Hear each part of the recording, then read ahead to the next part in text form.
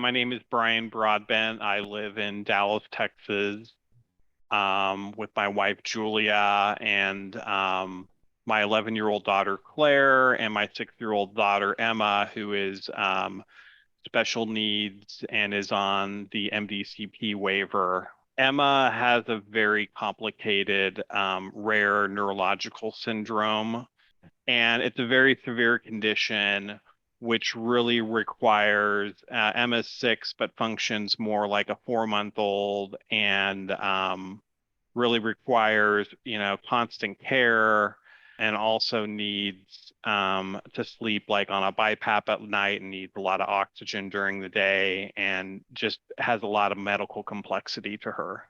Emma is approved for 120 hours, and we try to staff about 112 hours per week.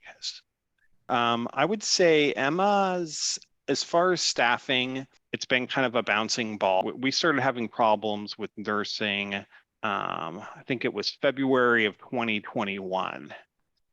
And so the first time that happened, it took about 6 or 8 weeks to find a replacement. And during that time, we were probably missing a third of our hours per week. We were probably missing 2 to 3 nights per week. And then what's been happening with Emma is this cycle has been repeating where a nurse will leave, and it sort of seems like the gaps that we're having are getting longer. During our worst period, we were getting maybe about half of our nights covered if we're lucky. It has since gotten better, but unfortunately, the problem appears to be recycling because a nurse covering half of our nights just quit, and so we have to replace this nurse again. I don't think we've had full coverage really for maybe more than a week or two for the past year.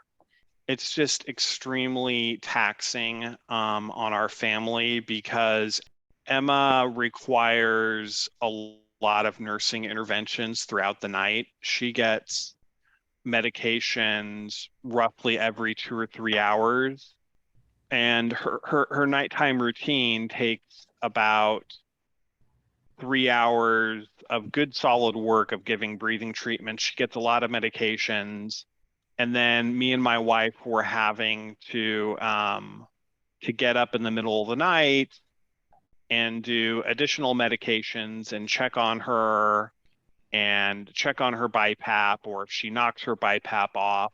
And so really what's happening is when we don't have night nursing, we basically we kind of sludge through it, but you don't get any full sleep. When it's like having a newborn, it just really just like beats your body down over time, especially when it happens week after week. And we sort of just felt like we were in this vicious cycle where we weren't having coverage, and just gutting through the week, and then the weekend comes and we try to catch up on rest, and then the cycle will just repeat all over. And so it's just very difficult. Lack of nursing absolutely contributed to a deterioration of Emma's lung function. And some nights when we're covering Emma on our own and we have to sleep, it's hard to keep her on a BiPAP, her BiPAP machine, as long as the nurses can keep her on. And so over time, like, her lungs break down. And there was one time where we missed like a nurse 5 nights in a row, and the nurse came in on the next night and she's like, oh my gosh, her lungs sound terrible. And 24 hours later, we were in the hospital and she was there for, I think, the next 6 weeks. So it's definitely, impacted Emma's health negatively.